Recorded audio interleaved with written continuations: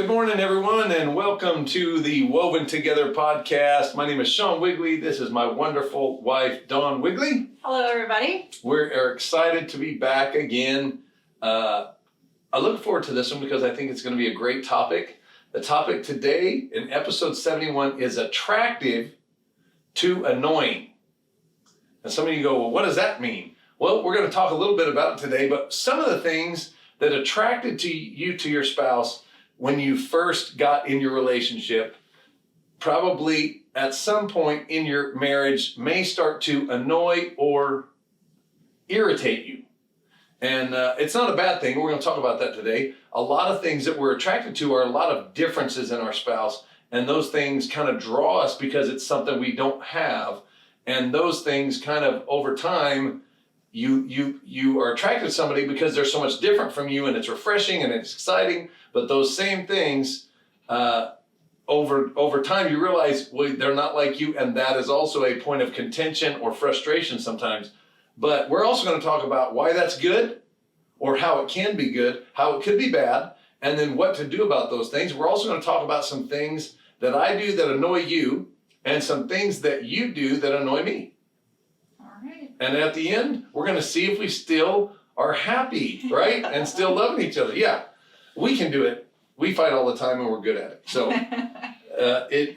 learning to fight well is also something you got to do. And so when you do feel annoyed and frustrated, you just have to know how to handle those things. We're going to kind of tackle some of that today as well. So let's get started without any further ado. I'm going to start with, there's 3 points that I read in an article. It was Out of Time magazine, actually, and I thought it was really good. So I want to read these 3 points, first of all, that talk about annoyances and why it can be good and some things we can do. So the first thing that I read is annoying behavior is a sign of being comfortable with each other. So that is a good thing. Why? Because when you first start dating someone, it's common for you to be on your absolute best behavior. We know that. You always put your best foot forward. Especially if you really like the other person, you'll refrain from certain behaviors that you may enjoy, like getting up at noon on the weekends or eating a bag of Doritos for dinner. But eventually, the real you is bound to come out and start exasperating your partner.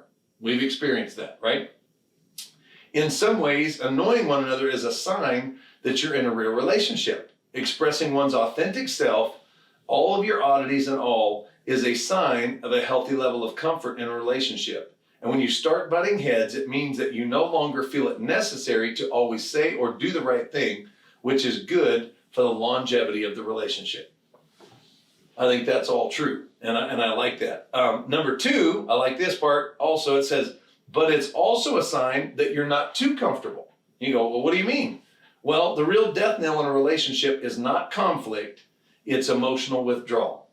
When you've reached the point where you can't muster any feelings about your partner, not even annoyance or frustration, that is a sign that you've emotionally checked out of the relationship. Of course, excessive aggravation is not good, but no aggravation may actually be worse. And if you're feeling a little annoyed with your partner, it means you're still feeling in general. And the last thing you want to do is stop feeling altogether. Annoyance in a relationship is not always a bad thing because it can be a sign that there's still life in the relationship.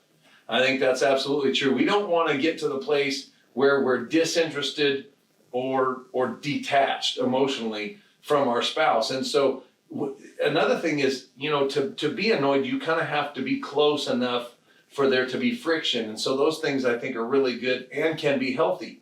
And then number 3, and this is the last of the 3 points, and then I'll let you get into some stuff here. But it says annoyance offers opportunities for growth. Mm-hmm. And we know that to be true in our relationship. What did God do in our first year? We were, and we've talked about this before, but we were so in love, or I don't know what we call it. We were very attracted to each other, right? We were very attracted to each other when we first met, not just physically, but we were attracted to each other emotionally. We got along. You were so much different than me. I like to talk and do all these things. And you were a great listener, and we just had these long conversations. We talked on the phone. We'd go see each other. We'd just sit and talk for hours, and we did all these kinds of things.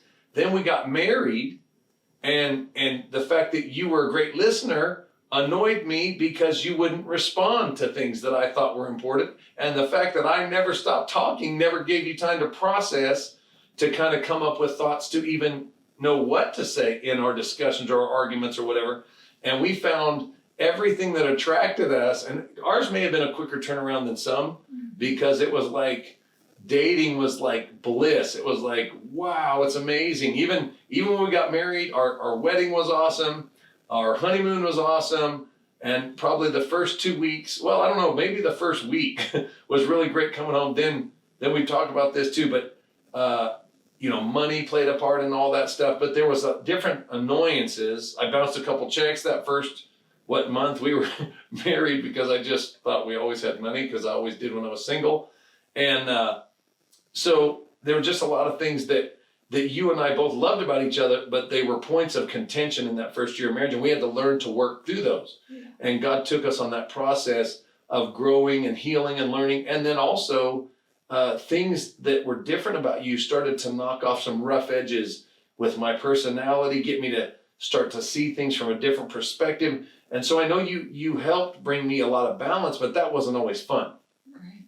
And the same with me too. I mean, things that with your personality helped me to grow and to become better. Just having that friction there too, or that frustration or annoyance or whatever you want to call it, it helped me grow. I mean, I don't know if you want to get into it right now, the different things that annoy each other that now or before, and then. Yeah, absolutely.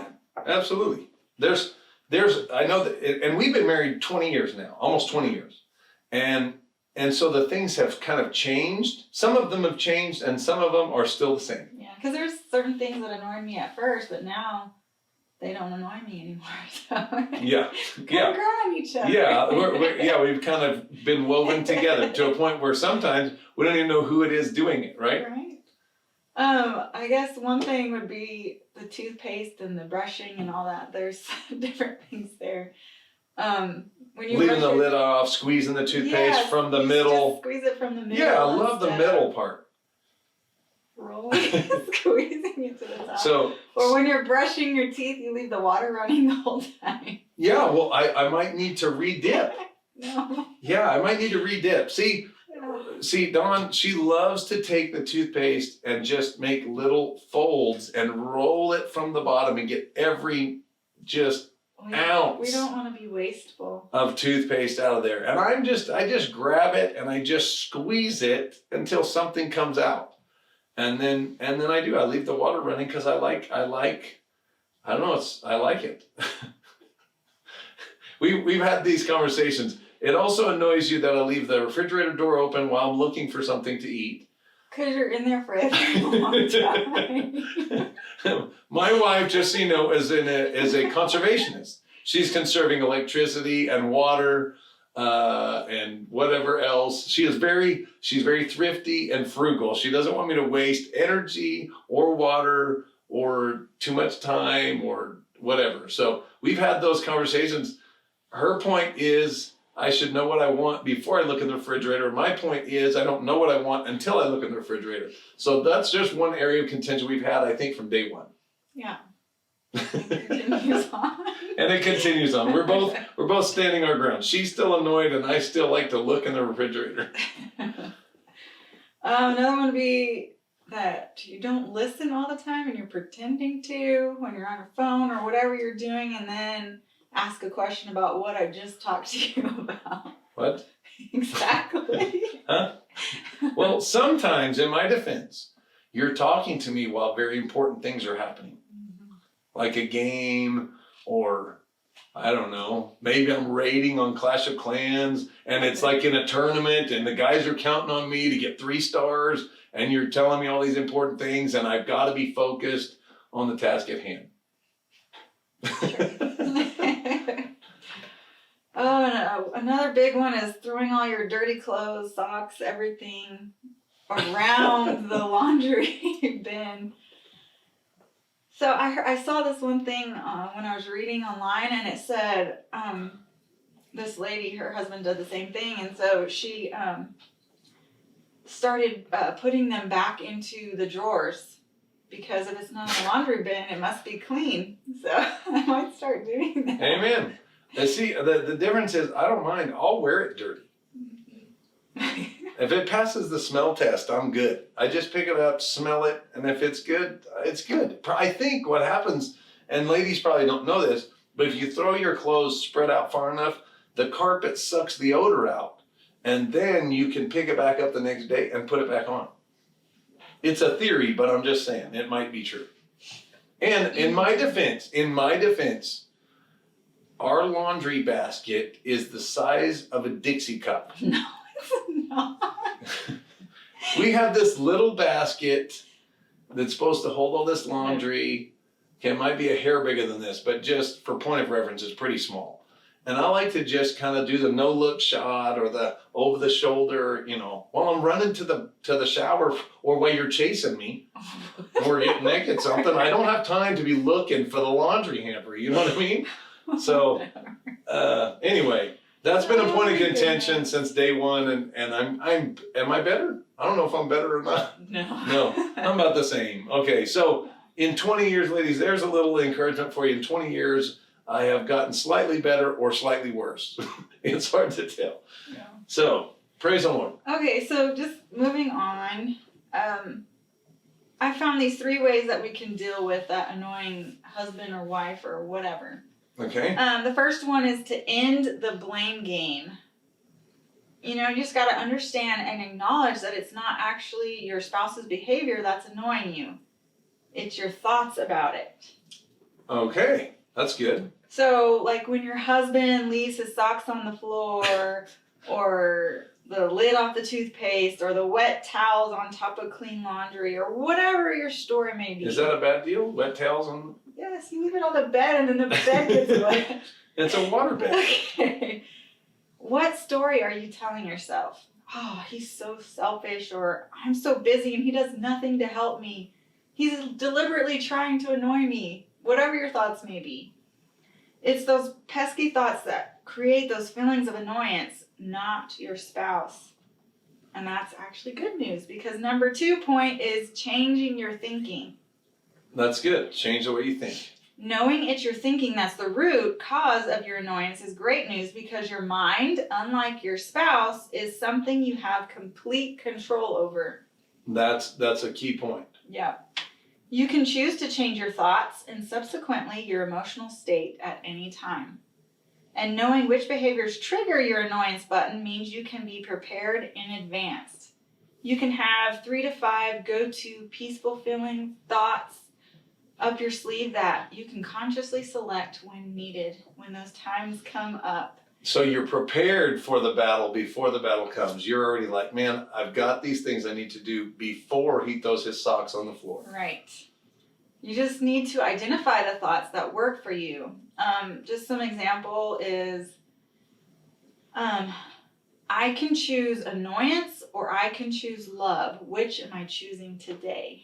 That's a tall order. It's very good. And I will just say this. You're very good at doing this, because I know I do a lot of annoying things. Some on accident and some on purpose, because I kind of like to annoy people. It's a hobby. And so you've had a ton of practice at this, not only with me, but then we have 2 boys and 2 girls, and each one of them has a special gift at annoying us in some certain way. It almost seems like they do it on purpose as well. I think they might have been learning from me instead of... Yeah, they're all like you in that they throw their clothes and shoes and everything everywhere. Well, I like to know that I've been passing on gifts and abilities to the next generation. Okay, and another one would be, it's not personal. His or her behavior has nothing to do with me. And that's true. I've never ever gone, you know what, I want to squeeze this because I'm trying to annoy you. And to be honest, I never even knew it did annoy you till one day you're just like, why are you doing that? And I'm like, doing what? Sometimes things that annoy us about our spouse, the spouse is absolutely oblivious. And that's why communication is key too. If you don't ever communicate like, hey, this is how we did it, and at least have a conversation about it. Some friends of ours, instead of sharing toothpaste, now they just buy their own toothpaste. They don't even share. They just get his toothpaste and her toothpaste. Problem solved. Right. I mentioned that and you're like, we're not buying 2 tubes of toothpaste. Another one would be, I do plenty of things that bug them too. Only a couple. Only a couple. There you go. And to be honest, the things that really annoyed me, earlier in our relationship, they don't annoy me anymore because.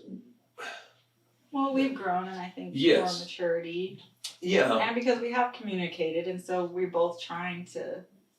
Yeah, and some things I just realized over time, like, hey, she needs to process. I used to think that you literally, I would call it pouting, which would make you upset because you would just be like, well, I don't even know what I want to say yet. And I'd just be like, how can you not know what you want? I just said this. Now because that's kind of how we did it in my family. We just, we have that, some people call it a quick wit, but it's just, we just respond without much thinking. And so you'd really like to count your words and kind of, what am I going to say? And make sure you're really conveying what you're thinking and not let emotion get just in the way, which I've come to really appreciate because we don't have the same kind of fights that we used to have. If you would have just responded, then it would have probably led to worse things. And so me just learning, first of all, how you're made, how God made you, your personality, seeing, being around your family and seeing those things that I know are just kind of part of who you are and the way you grew up. I understand more, so I can come out from a point where, oh, this isn't personal. This is just the way you communicate. And learning how your spouse communicates well will serve you later in life, because we all need to be a student of our spouse. And I've said that before, but we need to study each other and go, well, they're unique in this way. And even the things that still might annoy me sometimes, I appreciate and I value, because I also know it usually all of those things are bringing a strength to a weakness that I have. I'm not real patient. And so I always want to jump to things and you kind of want to take more time and think through things and kind of never make a quick rash decision. And those things have helped us financially. They've helped us kind of be a little more safe. And then conversely, when I really feel like God's calling me to do something, I'm just ready to go do it. And you've been like, well, and I just feel like, no, God said it. We've got to go do it. We've got to get this done. And so you've kind of gotten out of your comfort zone and flown across the world with me and done mission trips out in the middle of the jungle and things like that you never would have done probably. You'd never even been on a plane when we got married. I couldn't believe all the things you hadn't done just because, you're not overly adventurous. You're not just like, hey, let's just do something new. And I love to do something new every day. And so all those things, while annoying, they've stretched us, they've made us better, they made us look a little deeper, and they've made us work harder at becoming appreciative of each other. Yeah. And so the last thing, what was I gonna, wanting, I was gonna name just a couple things. I read this. This is not necessarily everything that you do that might annoy me, because I was trying to think of things that annoy me. There's not much that you do really that annoys me. I mean, I was trying to think, gosh, it's pretty good. I'm not saying you never annoy me, but I'm just saying you don't over and over annoy me, which is just amazing to me because I can be easily annoyed. So these just a list of kind of a top 10 things that I found that husbands say they do not like that are kind of annoying in marriage. And one is, in no particular order, but it just says, number one, giving your husband no privacy. I think it's really important for a wife to let a husband have just a little bit of alone time. Sometimes women want, right when you get home, you want like, hey, let's have these deep conversations. And sometimes I think you'll find it when you give it just a little bit of time to your husband just to decompress or get the thoughts out. Most men talk more at work than they do at home, and which you find annoying a little bit because I talk all the time, then I come home and I'm kind of quiet, and you don't talk during the day, so you're kind of ready to talk at night, and we've had to work through that. So I think that's pretty relevant. Number two, being too questioning or nagging. And that doesn't mean you can't ask questions, but just when are you asking the questions? And then are you just constantly asking questions? Men will answer a few questions, but most of the time we don't like to answer like 12 questions at once. We're not, you kind of start to feel interrogated instead of having a conversation. Number 3, wanting to change your husband. I know that was point of contention, like, hey, are you ever going to not throw your socks on the floor? I guess, well, at least not yet. but I'll work on it. After putting this out there, I'm going to probably get a lot of texts and emails, and people are going to be like, oh, really? You can't pick your socks up? So this week I'm going to start working on throwing my socks in that tiny little laundry hamper we have. Number 4, involving a third party. I think this is huge. Either way, I don't think you would like it, and I wouldn't like it either. When we have an issue and we're going through it, when there's a relationship issue with your husband or your wife, that you ask your parents, friends, or relatives to advise him or her on this subject. I think it says your husband hates it more than anything, but I don't think you would like it either. I think it's not wrong to get advice from people, but you need to be general, and you need to not even really go in with, hey, my husband is doing this. What should I tell him? I don't think that's good. Not that you can't learn from people, but you need to learn to work through things with your spouse. And when you bring a third party in, unless it's the Holy Spirit, you need to bring him in on everything. But you don't bring in a third party, because they're not going to hear the whole story. They're going to hear your side of the story. Right. And so that's a key. I think and I think we've done well in that we don't involve my parents or your parents or our kids or whatever. We don't take a poll. I've seen parents do that too. Like start asking the kids, who do you think's right? And I just don't think that's good. Number 4, you do not listen. Sometimes a wife will ask a lot of questions and then not listen to their husband's heart of what he's saying. And sometimes you have to read between the lines. Men don't always say what they mean. Some men do. I'm pretty blunt and just like, yeah, I'll just say it. But I know a lot of men just kind of will hint around about things. And women do the same thing. So again, studying your spouse, not just hearing what they're saying, but listening for the heart or the tone behind what they're saying. I think that's a big deal. Number 6, being doubting or suspecting. I know some spouses and wives, husbands are always like, where were you at? I'm not saying there shouldn't be accountability. There should be accountability. What you and I do is we just always communicate through text or phone call about where we are, so there's never any doubt. And that's not you and me checking up on each other, because I don't check up on you, you don't check up on me. We just communicate. And that communication, I think, really takes all of that out.